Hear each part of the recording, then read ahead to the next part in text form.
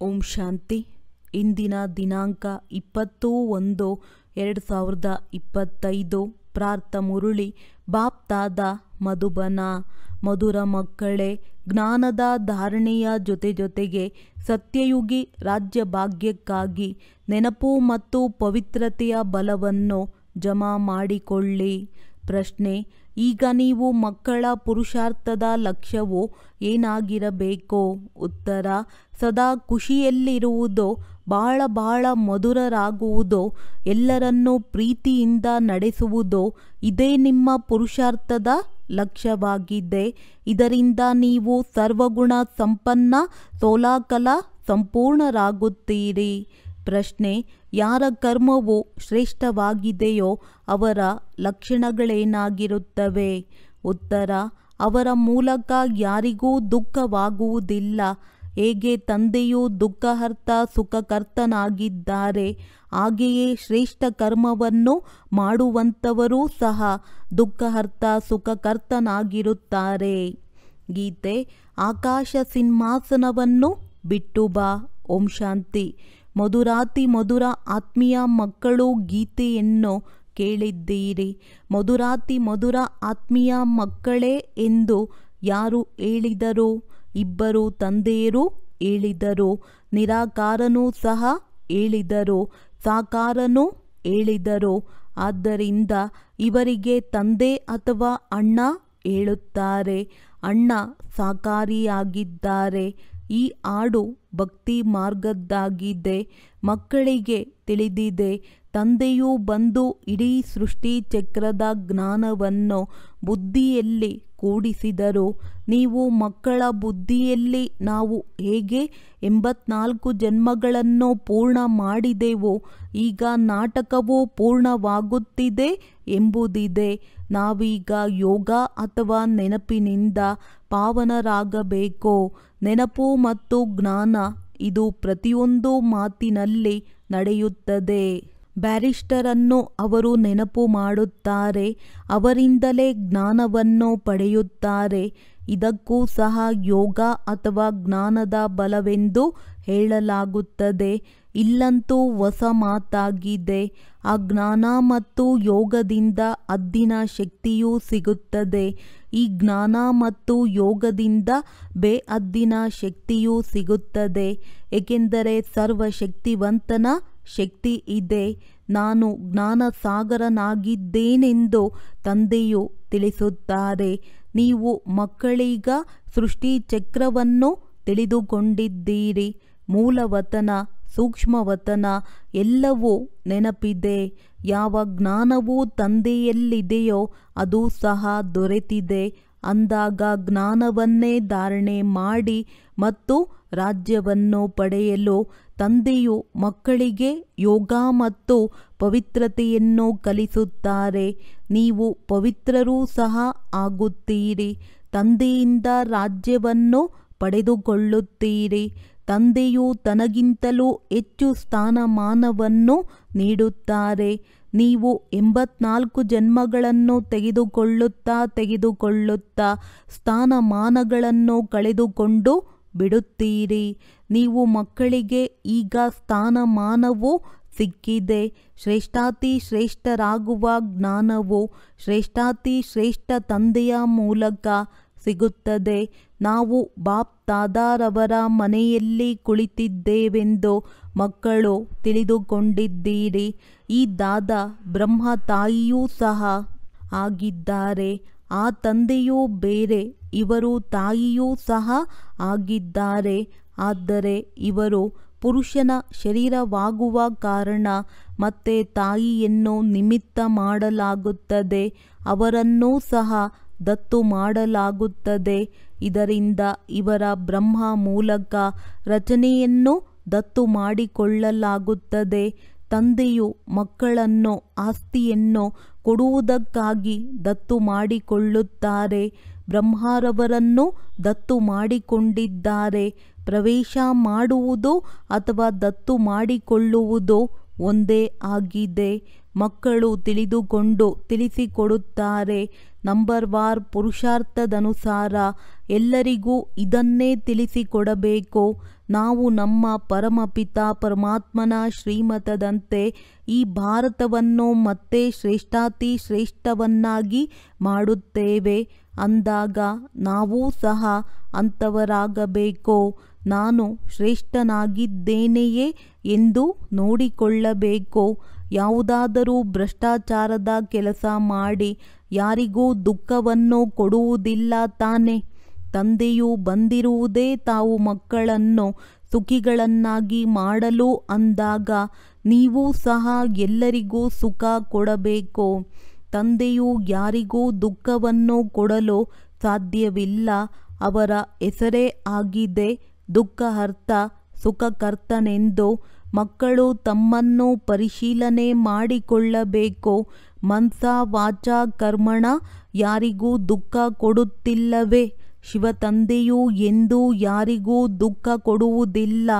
ನಾನು ಕಲ್ಪ ನೀವು ಮಕ್ಕಳಿಗೆ ಈ ಬೇಹದ್ದಿನ ಕಥೆಯನ್ನು ತಿಳಿಸಿಕೊಡುತ್ತೇನೆಂದು ತಂದೆಯು ತಿಳಿಸುತ್ತಾರೆ. ಈಗ ತಮ್ಮ ಬುದ್ಧಿಯಲ್ಲಿ ನಾವು ನಮ್ಮ ಮನೆಗೆ ಹೋಗುತ್ತೇವೆ, ನಂತರ ಹೊಸ ಜಗತ್ತಿನಲ್ಲಿ ಬರುತ್ತೇವೆ ಎಂಬುದಿದೆ. ಈಗ ವಿದ್ಯೆಯ ಅನುಸಾರ ಅಂತ್ಯದಲ್ಲಿ ತಾವು ವರ್ಗಾಯಿಸಲ್ಪಡುತ್ತೀರಿ. ಹಿಂತಿರುಗಿ ಮನೆಗೆ ಹೋಗಿ ನಂತರ ನಂಬರ್ ವಾರ್ ಪಾತ್ರವನ್ನಭಿನಯಿಸಲು ಬರುತ್ತೀರಿ. ಈ ರಾಜಧಾನಿಯು ಸ್ಥಾಪನೆಯಾಗುತ್ತಾ ಇದೆ. ಈಗ ಯಾರು ಪುರುಷಾರ್ಥ ಮಾಡುತ್ತಾರೆಯೋ ಅದೇ ಪುರುಷಾರ್ಥ ಕಲ್ಪವೂ ನಿಮ್ಮದು ಸಿದ್ಧವಾಗುತ್ತದೆ ಎಂಬುದನ್ನು ಮಕ್ಕಳು ತಿಳಿದುಕೊಂಡಿದ್ದೀರಿ. ಇದನ್ನು ಮತ್ತೆ ಮತ್ತೆ ಎಲ್ಲರ ಬುದ್ಧಿಯಲ್ಲಿ ಕೂರಿಸಬೇಕು. ರಚಯಿತ ಮತ್ತು ರಚನೆಯ ಆದಿ ಮಧ್ಯ ಅಂತ್ಯದ ಜ್ಞಾನವನ್ನು ತಂದೆಯನ್ನು ಬಿಟ್ಟು ಯಾರೂ ಸಹ ತಿಳಿದುಕೊಂಡಿಲ್ಲ. ಶ್ರೇಷ್ಠಾತಿ ಶ್ರೇಷ್ಠ ತಂದೆಯ ಹೆಸರನ್ನೇ ಇಲ್ಲದಂತೆ ಮಾಡಿಬಿಟ್ಟಿದ್ದಾರೆ. ತ್ರಿಮೂರ್ತಿ ಎಂದು ಹೆಸರಿದೆ. ತ್ರಿಮೂರ್ತಿ ಮಾರ್ಗವೂ ಸಹ ಇದೆ. ತ್ರಿಮೂರ್ತಿ ಭವನವೂ ಸಹ ಇದೆ. ತ್ರಿಮೂರ್ತಿ ಎಂದು ಬ್ರಹ್ಮ ವಿಷ್ಣು ಶಂಕರರಿಗೆ ಹೇಳಲಾಗುತ್ತದೆ. ಈ ಮೂವರ ರಚಯಿತ ಶಿವತಂದೆಯಾಗಿದ್ದಾರೆ.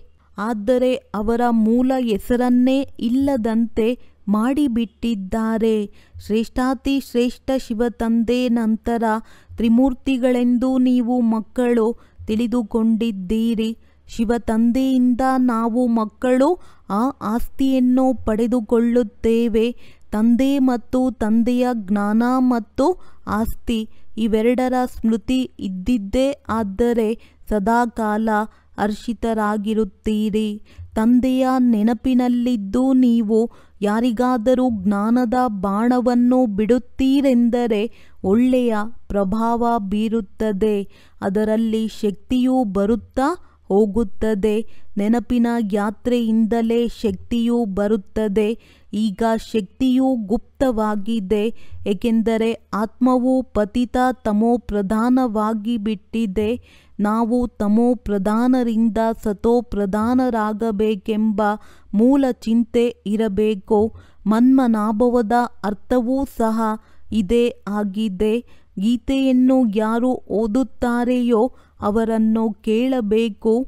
ಮನ್ಮನಾಭವದ ಅರ್ಥವೇನು? ನನ್ನನ್ನು ನೆನಪು ಮಾಡಿದ್ದೇ ಆದರೆ ಆಸ್ತಿಯು ಸಿಗುತ್ತದೆ ಎಂದು ಯಾರು ಹೇಳಿದರು? ಹೊಸ ಪ್ರಪಂಚದ ಸ್ಥಾಪನೆಯನ್ನು ಕೃಷ್ಣನೇನು ಮಾಡುವುದಿಲ್ಲ. ಅವನು ರಾಜಕುಮಾರನಾಗಿದ್ದಾನೆ. ಬ್ರಹ್ಮರವರ ಮೂಲಕ ಸ್ಥಾಪನೆಯೆಂದು ಗಾಯನವಿದೆ. ಈಗ ಕರ್ತವ್ಯವನ್ನು ಮಾಡಿಸುವಂಥವರು ಯಾರು? ಇದನ್ನು ಮರೆತು ಬಿಟ್ಟಿದ್ದಾರೆ. ಅದಕ್ಕಾಗಿ ಸರ್ವವ್ಯಾಪಿ ಎಂದು ಹೇಳಿಬಿಡುತ್ತಾರೆ. ಬ್ರಹ್ಮ ವಿಷ್ಣು ಶಂಕರ ಎಲ್ಲರಲ್ಲಿಯೂ ಅವರೇ ಇದ್ದಾರೆಂದು ಹೇಳುತ್ತಾರೆ. ಇದಕ್ಕೆ ಅಜ್ಞಾನವೆಂದು ಕರೆಯಲಾಗುತ್ತದೆ. ನಿಮಗೆ ಪಂಚವಿಕಾರ ರೂಪಿ ರಾವಣನು ನಿಮ್ಮನ್ನು ಎಷ್ಟೊಂದು ತಿಳುವಳಿಕೆ ಹೀನರನ್ನಾಗಿ ಮಾಡಿದ್ದಾನೆಂದು ತಂದೆಯು ಹೇಳುತ್ತಾರೆ. ನಾವು ಸಹ ಮೊದಲು ಹೀಗೆಯೇ ಇದ್ದೆವು. ಮೊದಲು ಉತ್ತಮರಿಗಿಂತ ಉತ್ತಮರು ನಾವೇ ಆಗಿದ್ದೆವು, ನಂತರ ಕೆಳಗಿಳಿಯುತ್ತಾ ಮಹಾನ್ ಪತಿತರಾದೆವು. ಶಾಸ್ತ್ರದಲ್ಲಿ ರಾಮ ಭಗವಂತ ಕಪಿ ಸೈನ್ಯವನ್ನು ಕಟ್ಟಿದನೆಂದು ತೋರಿಸುತ್ತಾರೆ. ಇದು ಸಹ ಸರಿಯಾಗಿದೆ. ನಾವು ಮೊದಲು ಕಪಿಯ ಸಮಾನರಾಗಿದ್ದೆವೆಂಬುದು ನಿಮಗೆ ತಿಳಿದಿದೆ. ಇದು ಭ್ರಷ್ಟಾಚಾರಿ ಪ್ರಪಂಚವಾಗಿದೆ ಎಂಬುದು ಈಗ ಅನುಭೂತಿಯಾಗುತ್ತಿದೆ. ಒಬ್ಬರಿಗೊಬ್ಬರು ನಿಂದನೆಯನ್ನು ಮಾಡುತ್ತಾ ಮುಳ್ಳನ್ನು ಚುಚ್ಚುತ್ತಿರುತ್ತಾರೆ. ಇದು ಮುಳ್ಳಿನ ಕಾಡಾಗಿದೆ, ಅದು ಹೂದೋಟವಾಗಿದೆ. ಕಾಡು ಬಹಳ ದೊಡ್ಡದಾಗಿರುತ್ತದೆ, ಹೂದೋಟವು ಬಹಳ ಚಿಕ್ಕದಾಗಿರುತ್ತದೆ. ಇದು ದೊಡ್ಡದಿರುವುದಿಲ್ಲ. ಈ ಸಮಯದಲ್ಲಿ ಇದು ಬಹಳ ದೊಡ್ಡ ಮುಳ್ಳಿನ ಕಾಡಾಗಿದೆ ಎಂಬುದನ್ನು ಮಕ್ಕಳು ತಿಳಿದುಕೊಂಡಿದ್ದೀರಿ. ಸತ್ಯಯುಗದಲ್ಲಿ ಹೂದೋಟವು ಎಷ್ಟು ಚಿಕ್ಕದಾಗಿರುತ್ತದೆ. ಇವೆಲ್ಲ ಮಾತುಗಳನ್ನು ನೀವು ಮಕ್ಕಳು ಸಹ ನಂಬರ್ ವಾರ್ ಪುರುಷಾರ್ಥದನುಸಾರ ತಿಳಿದುಕೊಂಡಿದ್ದೀರಿ. ಯಾರಲ್ಲಿ ಜ್ಞಾನಯೋಗವಿಲ್ಲ, ಸೇವೆಯನ್ನು ಸಹ ಮಾಡುವುದಿಲ್ಲ, ಅಂಥವರಿಗೆ ಆಂತರಿಕ ಖುಷಿಯಲ್ಲಿರಲು ಸಾಧ್ಯವಿಲ್ಲ. ದಾನ ಮಾಡುವುದರಿಂದ ಮನುಷ್ಯರಿಗೆ ಖುಷಿಯಾಗುತ್ತದೆ. ಇವರು ಇಂದಿನ ಜನ್ಮದಲ್ಲಿ ದಾನ ಪುಣ್ಯವನ್ನು ಮಾಡಿದ್ದಾರೆ, ಅದಕ್ಕಾಗಿ ಎಷ್ಟು ಒಳ್ಳೆಯ ಜನ್ಮವನ್ನು ಪಡೆದುಕೊಂಡಿದ್ದಾರೆಂದು ತಿಳಿಯುತ್ತಾರೆ. ಕೆಲವರು ಭಕ್ತರಾಗಿರುತ್ತಾರೆ. ಅವರು ನಾವು ಒಳ್ಳೆಯ ಭಕ್ತರ ಮನೆಯಲ್ಲಿ ಹೋಗಿ ಜನ್ಮ ಪಡೆಯುತ್ತೇವೆ ಎಂದು ತಿಳಿದುಕೊಳ್ಳುತ್ತಾರೆ. ಒಳ್ಳೆಯ ಕರ್ಮದ ಫಲವೂ ಸಹ ಒಳ್ಳೆಯದೇ ಸಿಗುತ್ತದೆ. ತಂದೆಯು ಕುಳಿತು ಕರ್ಮ ಅಕರ್ಮ ವಿಕರ್ಮದ ಗತಿಯನ್ನು ಮಕ್ಕಳಿಗೆ ತಿಳಿಸಿಕೊಡುತ್ತಾರೆ. ಜಗತ್ತು ಈ ಎಲ್ಲ ಮಾತುಗಳನ್ನು ತಿಳಿದುಕೊಂಡಿಲ್ಲ. ಈಗ ರಾವಣನ ರಾಜ್ಯವಿರುವ ಕಾರಣ ಮನುಷ್ಯರ ಜನ್ಮವು ವಿಕಾರದಿಂದಲೇ ಆಗುತ್ತದೆ ಎಂಬುದು ನಿಮಗೆ ತಿಳಿದಿದೆ. ಪತಿತರಂತೂ ಆಗಲೇಬೇಕಾಗಿದೆ. 5 ವಿಕಾರಗಳು ಎಲ್ಲರಲ್ಲಿಯೂ ಪ್ರವೇಶವಾಗಿದೆ. ಬಲೆ ದಾನ ಪುಣ್ಯವನ್ನು ಮಾಡುತ್ತಾರೆ, ಅಲ್ಪಕಾಲಕ್ಕಾಗಿ ಅದರ ಫಲವೂ ಸಿಗುತ್ತದೆ. ಆದರೂ ಸಹ ಪಾಪವನ್ನೇ ಮಾಡುತ್ತಿರುತ್ತಾರೆ. ರಾವಣ ರಾಜ್ಯದಲ್ಲಿ ಯಾವುದೇ ಕೊಡುವ ತೆಗೆದುಕೊಳ್ಳುವುದಿದೆ, ಅದೆಲ್ಲವೂ ಪಾಪದಿಂದ ಕೂಡಿದೆ. ದೇವತೆಗಳ ಮುಂದೆ ಎಷ್ಟೊಂದು ಸ್ವಚ್ಛತೆಯಿಂದ ಭೋಗವನ್ನಿಡುತ್ತಾರೆ, ಸ್ವಚ್ಛರಾಗಿ ಬರುತ್ತಾರೆ, ಆದರೆ ಏನನ್ನೂ ತಿಳಿದುಕೊಂಡಿಲ್ಲ. ಬೇಅದ್ದಿನ ತಂದೆಯನ್ನು ಎಷ್ಟೆಲ್ಲ ನಿಂದನೆ ಮಾಡಿದ್ದಾರೆ. ನಾವು ಇದನ್ನು ಮಹಿಮೆ ಮಾಡುತ್ತಿದ್ದೇವೆಂದು ತಿಳಿದುಕೊಂಡಿದ್ದಾರೆ. ಈಶ್ವರ ಸರ್ವವ್ಯಾಪಿ ಸರ್ವಶಕ್ತಿವಂತನೆಂದು ಮಹಿಮೆ ಮಾಡುತ್ತಾರೆ. ಆದರೆ ಇದೆಲ್ಲವೂ ಇವರ ಉಲ್ಟಾ ಮತವಾಗಿದೆ ಎಂದು ತಂದೆಯು ಹೇಳುತ್ತಾರೆ. ನೀವು ಮೊಟ್ಟ ಮೊದಲು ತಂದೆಯ ಮಹಿಮೆಯನ್ನು ತಿಳಿಸುತ್ತೀರಿ. ಶ್ರೇಷ್ಠಾತಿ ಶ್ರೇಷ್ಠ ಭಗವಂತ ಒಬ್ಬರೇ ಆಗಿದ್ದಾರೆ. ನಾವು ಅವರನ್ನೇ ನೆನಪು ಮಾಡುತ್ತೇವೆ. ರಾಜಯೋಗದ ಗುರಿ ಧ್ಯೇಯವು ಎದುರಿನಲ್ಲಿದೆ. ಈ ರಾಜಯೋಗವನ್ನು ತಂದೆಯೇ ಕಲಿಸುತ್ತಾರೆ. ಕೃಷ್ಣನಿಗೆ ತಂದೆಯೆಂದು ಹೇಳುವುದಿಲ್ಲ, ಅವನು ಮಗುವಾಗಿದ್ದಾನೆ. ಶಿವನಿಗೆ ತಂದೆಯೆಂದು ಕರೆಯಲಾಗುತ್ತದೆ. ಅವರಿಗೆ ತನ್ನದೇ ಆದ ಶರೀರವಿಲ್ಲ. ನಾನು ಇದನ್ನು ಲೋನಾಗಿ ತೆಗೆದುಕೊಳ್ಳುತ್ತೇನೆ, ಆದ್ದರಿಂದ ಇವರಿಗೆ ಬಾಪ್ ದಾದಾ ಎಂದು ಕರೆಯಲಾಗುತ್ತದೆ. ಅವರು ಶ್ರೇಷ್ಠಾತಿ ಶ್ರೇಷ್ಠ ನಿರಾಕಾರ ತಂದೆಯಾಗಿದ್ದಾರೆ. ರಚನೆಗೆ ರಚನೆಯಿಂದ ಆಸ್ತಿಯು ಸಿಗಲು ಸಾಧ್ಯವಿಲ್ಲ. ಲೌಕಿಕ ಸಂಬಂಧದಲ್ಲಿ ಮಕ್ಕಳಿಗೆ ತಂದೆಯಿಂದ ಆಸ್ತಿಯು ಸಿಗುತ್ತದೆ, ಮಗಳಿಗೆ ಸಿಗಲು ಸಾಧ್ಯವಿಲ್ಲ. ಈಗ ತಂದೆಯೂ ತಿಳಿಸಿದ್ದಾರೆ, ನೀವಾತ್ಮಗಳು ನಮ್ಮ ಮಕ್ಕಳಾಗಿದ್ದೀರಿ, ಪ್ರಜಾಪಿತ ಬ್ರಹ್ಮರವರ ಮಕ್ಕಳೂ ಆಗಿದ್ದೀರಿ. ಬ್ರಹ್ಮರವರಿಂದ ಆಸ್ತಿಯೂ ಸಿಗುವುದಿಲ್ಲ. ತಂದೆಯ ಮಕ್ಕಳಾಗುವುದರಿಂದಲೇ ಆಸ್ತಿಯು ಸಿಗಲು ಸಾಧ್ಯವಿದೆ. ಆ ತಂದೆಯು ತಾವು ಮಕ್ಕಳ ಸನ್ಮುಖದಲ್ಲಿ ಕುಳಿತು ತಿಳಿಸಿಕೊಡುತ್ತಾರೆ. ಇವರದ್ದು ಯಾವುದೇ ಶಾಸ್ತ್ರವಿರಲು ಸಾಧ್ಯವಿಲ್ಲ. ಬಲೆ ನೀವು ಬರೆಯುತ್ತೀರಿ, ಸಾಹಿತ್ಯವನ್ನು ಮುದ್ರಿಸುತ್ತೀರಿ. ಆದರೂ ಸಹ ಶಿಕ್ಷಕರಿಲ್ಲದೆ ಯಾರೂ ಸಹ ಅರ್ಥ ಮಾಡಿಕೊಳ್ಳಲು ಸಾಧ್ಯವಿಲ್ಲ. ಶಿಕ್ಷಕರಿಲ್ಲದೆ ಪುಸ್ತಕದಿಂದ ಯಾರೂ ಸಹ ತಿಳಿದುಕೊಳ್ಳಲು ಸಾಧ್ಯವಿಲ್ಲ. ನೀವು ಆತ್ಮೀಯ ಶಿಕ್ಷಕರಾಗಿದ್ದೀರಿ. ತಂದೆಯು ಬೀಜರೂಪನಾಗಿದ್ದಾರೆ. ಅವರ ಬಳಿ ಇಡೀ ವೃಕ್ಷದ ಆದಿ ಮಧ್ಯ ಅಂತ್ಯದ ಜ್ಞಾನವಿದೆ. ಶಿಕ್ಷಕನ ರೂಪದಲ್ಲಿ ಕುಳಿತು ನಿಮಗೆ ತಿಳಿಸಿಕೊಡುತ್ತಾರೆ.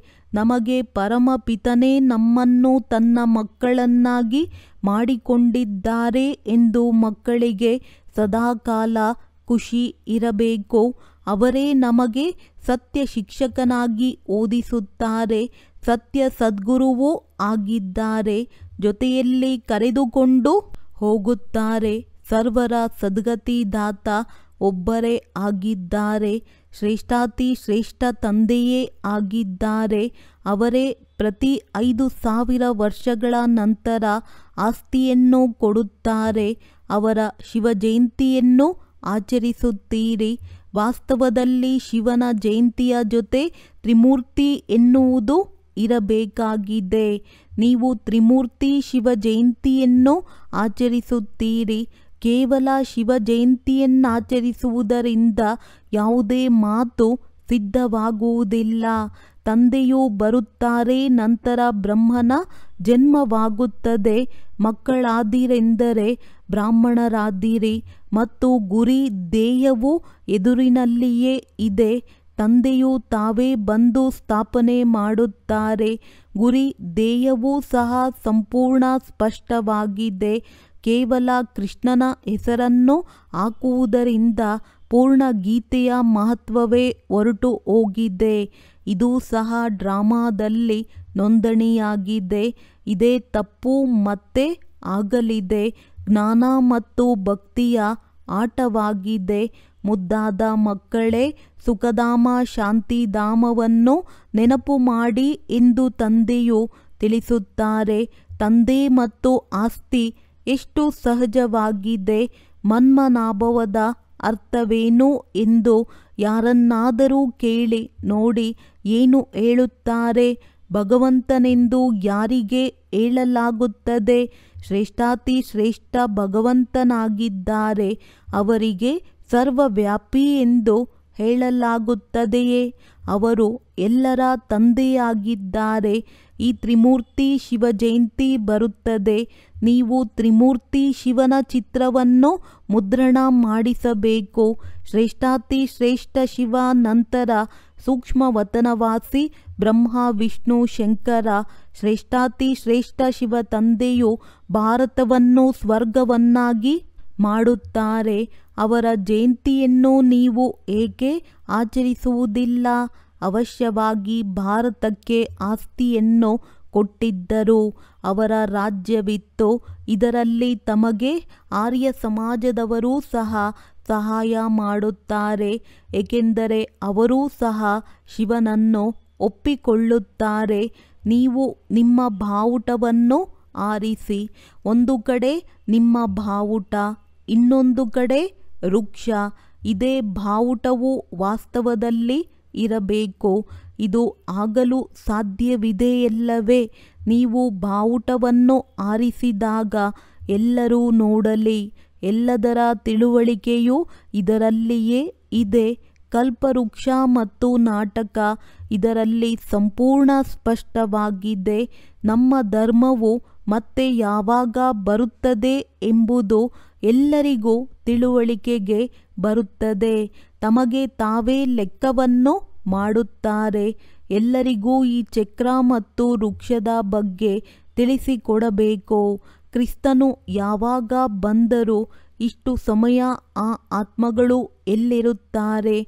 ಅಂದಾಗ ತಕ್ಷಣ ನಿರಾಕಾರಿ ಲೋಕದಲ್ಲಿರುತ್ತಾರೆಂದು ಹೇಳುತ್ತಾರೆ. ನಾವು ಆತ್ಮಗಳು ರೂಪ ಬದಲಾಯಿಸಿಕೊಂಡು ಇಲ್ಲಿಗೆ ಬಂದು ಸಾಕಾರಿಗಳಾಗುತ್ತೇವೆ. ತಾವು ರೂಪವನ್ನು ಬದಲಾಯಿಸಿ ಸಾಕಾರದಲ್ಲಿ ಬನ್ನಿ ಎಂದು ತಂದೆಗೂ ಸಹ ಹೇಳುತ್ತೀರಲ್ಲವೇ? ಇಲ್ಲಿಯೇ ಬರುತ್ತಾರಲ್ಲವೇ? ಸೂಕ್ಷ್ಮವತನದಲ್ಲಂತೂ ಬರುವುದಿಲ್ಲ. ಹೇಗೆ ನಾವು ರೂಪವನ್ನು ಬದಲಾಯಿಸಿಕೊಂಡು ಪಾತ್ರವನ್ನು ಅಭಿನಯಿಸುತ್ತೇವೆಯೋ ತಾವೂ ಸಹ ಬನ್ನಿ ಮತ್ತೆ ಬಂದು ರಾಜಯೋಗವನ್ನು ಕಲಿಸಿ. ರಾಜಯೋಗವಿರುವುದೇ ಭಾರತವನ್ನು ಸ್ವರ್ಗವನ್ನಾಗಿ ಮಾಡಲು. ಇದು ಬಹಳ ಸಹಜವಾದ ಮಾತಾಗಿದೆ. ಮಕ್ಕಳಿಗೆ ಬಹಳ ಉತ್ಸುಕತೆ ಇರಬೇಕು. ಸ್ವಯಂ ಧಾರಣೆ ಮಾಡಿ ಮತ್ತೆ ಅನ್ಯರಿಗೆ ಧಾರಣೆ ಮಾಡಿಸಬೇಕು. ಅದಕ್ಕಾಗಿ ಓದು ಬರಹ ಕಲಿತಿರಬೇಕು. ತಂದೆಯು ಭಾರತಕ್ಕೆ ಬಂದು ಸ್ವರ್ಗವನ್ನಾಗಿ ಮಾಡುತ್ತಾರೆ. ಕ್ರಿಸ್ತನಿಗೆ 3000 ವರ್ಷಕ್ಕೆ ಮೊದಲು ಭಾರತವು ಸ್ವರ್ಗವಾಗಿತ್ತೆಂದು ಹೇಳುತ್ತಾರೆ. ಆದ್ದರಿಂದ ತ್ರಿಮೂರ್ತಿ ಶಿವನ ಚಿತ್ರವನ್ನು ಎಲ್ಲರಿಗೂ ಕಳುಹಿಸಿ ಕೊಡಬೇಕು. ತ್ರಿಮೂರ್ತಿ ಶಿವನ ಸ್ಟ್ಯಾಂಪ್ ಮುದ್ರಿಸಬೇಕು. ಈ ಸ್ಟ್ಯಾಂಪ್ ಮಾಡುವಂಥವರ ವಿಭಾಗವಿರುತ್ತದೆ. ದೆಹಲಿಯಲ್ಲಿಯೇ ಬಹಳಷ್ಟು ಓದು ಬರಹ ಉಳ್ಳವರಿದ್ದಾರೆ. ಈ ಕೆಲಸವನ್ನು ಮಾಡಲು ಸಾಧ್ಯವಿದೆ. ನಿಮ್ಮ ರಾಜಧಾನಿಯು ದೆಹಲಿಯಾಗಬೇಕು. ಮೊದಲು ದೆಹಲಿಯನ್ನು ಫರಿಸ್ತಾನವೆಂದು ಹೇಳಲಾಗುತ್ತಿತ್ತು. ಈಗಂತೂ ಸ್ಮಶಾನವಾಗಿದೆ. ಈ ಎಲ್ಲ ಮಾತುಗಳು ಮಕ್ಕಳ ಬುದ್ಧಿಯಲ್ಲಿರಬೇಕು. ಈಗ ನೀವು ಸದಾ ಖುಷಿಯಲ್ಲಿರಬೇಕು. ಬಹಳ ಬಹಳ ಮಧುರರಾಗಬೇಕು. ಎಲ್ಲರನ್ನೂ ಪ್ರೀತಿಯಿಂದ ನಡೆಸಬೇಕು. ಸರ್ವಗುಣ ಸಂಪನ್ನ 16 ಕಲಾ ಸಂಪೂರ್ಣರಾಗುವ ಪುರುಷಾರ್ಥ ಮಾಡಬೇಕು. ನಿಮ್ಮ ಪುರುಷಾರ್ಥದ ಲಕ್ಷ್ಯವು ಇದೇ ಆಗಿದೆ. ಆದರೆ ಇಲ್ಲಿಯವರೆಗೂ ಯಾರೂ ಆಗಿಲ್ಲ. ಈಗ ನಿಮ್ಮದು ಏರುವ ಕಲೆಯಾಗುತ್ತಿದೆ. ನಿಧಾನ ನಿಧಾನವಾಗಿ ಏರುತ್ತಾ ಹೋಗುತ್ತೀರಲ್ಲವೇ. ಅಂದಾಗ ತಂದೆಯು ಎಲ್ಲ ಪ್ರಕಾರದಿಂದ ಶಿವಜಯಂತಿಯ ಸೇವೆಯನ್ನು ಮಾಡಬೇಕೆಂದು ಸೂಚನೆ ಕೊಡುತ್ತಾರೆ. ಇದರಿಂದ ಮನುಷ್ಯರು ಇವರ ಜ್ಞಾನವು ಬಹಳ ಉತ್ತಮವಾದದ್ದು ಎಂದು ತಿಳಿದುಕೊಳ್ಳುತ್ತಾರೆ. ಮನುಷ್ಯರಿಗೆ ತಿಳಿಸಿಕೊಡುವುದರಲ್ಲಿ ಎಷ್ಟೊಂದು ಪರಿಶ್ರಮವೆನಿಸುತ್ತದೆ. ಶ್ರಮವಿಲ್ಲದೆ ರಾಜಧಾನಿಯು ಹೇಗೆ ಸ್ಥಾಪನೆಯಾಗುತ್ತದೆ? ಏರುತ್ತಾರೆ, ಬೀಳುತ್ತಾರೆ, ಮತ್ತೆ ಏರುತ್ತಾರೆ. ಮಕ್ಕಳಿಗೂ ಸಹ ಒಂದಲ್ಲ ಒಂದು ಬಿರುಗಾಳಿಗಳು ಬರುತ್ತವೆ. ಮೂಲ ಮಾತು ನೆನಪಿನದ್ದಾಗಿದೆ. ನೆನಪಿನಿಂದಲೇ ಸತೋಪ್ರಧಾನರಾಗಬೇಕು. ಜ್ಞಾನವಂತೂ ಬಹಳ ಸಹಜವಾಗಿದೆ. ಮಕ್ಕಳು ಬಹಳ ಮಧುರಾತಿ ಮಧುರರಾಗಬೇಕು. ಗುರಿ ಧ್ಯೇಯವೂ ಎದುರಿನಲ್ಲಿದೆ. ಲಕ್ಷ್ಮೀನಾರಾಯಣರು ಎಷ್ಟೊಂದು ಮಧುರರಾಗಿದ್ದಾರೆ. ಇವರನ್ನು ನೋಡಿ ಎಷ್ಟೊಂದು ಸಂತೋಷವಾಗುತ್ತದೆ. ನಾವು ವಿದ್ಯಾರ್ಥಿಗಳ ಗುರಿ ಧ್ಯೇಯವೂ ಇದಾಗಿದೆ. ಓದಿಸುವಂಥವರು ಭಗವಂತನಾಗಿದ್ದಾರೆ. ಒಳ್ಳೆಯದು. ಮಧುರಾತಿ ಮಧುರ ಅಗಲಿ ಹೋಗಿ ಮರಳಿ ಸಿಕ್ಕಿರುವಂತಹ ಮಕ್ಕಳಿಗೆ ಪ್ರೀತಿಯ ಪಿತಾ ಬಾಪ್ ದಾದಾರವರ ನೆನಪು, ಪ್ರೀತಿ ಹಾಗೂ ನಮಸ್ತೆ. ಆತ್ಮೀಯ ಮಕ್ಕಳಿಗೆ ಆತ್ಮೀಯ ತಂದೆಯ ನಮಸ್ತೆ. ಧಾರಣೆಗಾಗಿ ಮುಖ್ಯ ಸಾರ: ತಂದೆಯ ಮೂಲಕ ಸಿಕ್ಕಿರುವ ಜ್ಞಾನ ಮತ್ತು ಆಸ್ತಿಯ ಸ್ಮೃತಿಯನ್ನು ಇಟ್ಟುಕೊಂಡು ಸದಾಕಾಲ ಹರ್ಷಿತರಾಗಿರಬೇಕು. ಜ್ಞಾನ ಮತ್ತು ಯೋಗವು ಇದ್ದಿದ್ದೇ ಆದರೆ ಸೇವೆಯಲ್ಲಿ ತತ್ಪರರಾಗಿರಬೇಕು. ಸುಖಧಾಮ ಮತ್ತು ಶಾಂತಿಧಾಮವನ್ನು ನೆನಪು ಮಾಡಬೇಕು. ದೇವತೆಗಳ ರೀತಿ ಮಧುರರಾಗಬೇಕು. ಅಪಾರ ಖುಷಿಯಲ್ಲಿರಬೇಕು. ಆತ್ಮೀಯ ಶಿಕ್ಷಕರಾಗಿ ಜ್ಞಾನದ ದಾನ ಮಾಡಬೇಕು. ವರದಾನ: ದೇಹದ ಸಂಬಂಧ ಮತ್ತು ವೈಭವಗಳ ಬಂಧನಗಳಿಂದ ಸ್ವತಂತ್ರ, ತಂದೆಯ ಸಮಾನ ಕರ್ಮಾತೀತ ಭವ. ಯಾರು ನಿಮಿತ್ತ ಮಾತ್ರ ಸೂಚನೆಯ ಪ್ರಮಾಣ ಪ್ರವೃತ್ತಿಯನ್ನು ಸಂಭಾಲನೆ ಮಾಡುತ್ತಾ ಆತ್ಮಿಕ ಸ್ವರೂಪದಲ್ಲಿರುತ್ತಾರೆ, ಮೋಹದ ಕಾರಣದಿಂದಲ್ಲ, ಅಂಥವರು ಒಂದು ವೇಳೆ ಈಗೀಗ ನಡೆಯಿರಿ, ಬಂದು ಬಿಡಿ ಎಂದು ಆದೇಶ ಸಿಕ್ಕಿದೊಡನೆ ಬಂದು ಬಿಡುವರು. ತುತ್ತೂರಿ ಊದಿದರೂ ಮತ್ತೆ ಯೋಚನೆ ಮಾಡುವುದರಲ್ಲಿಯೇ ಸಮಯ ಕಳೆದು ಹೋಗಬಾರದು. ಆಗ ಹೇಳಲಾಗುತ್ತದೆ ನಷ್ಟಮೋಹ. ಅದಕ್ಕಾಗಿ ಸದಾ ತಮ್ಮನ್ನು ಚೆಕ್ ಮಾಡಿಕೊಳ್ಳಬೇಕು. ದೇಹದ ಸಂಬಂಧಗಳ ವೈಭವಗಳ ಬಂಧನ ತನ್ನ ಕಡೆ ಸೆಳೆಯುತ್ತಿಲ್ಲ ತಾನೆ.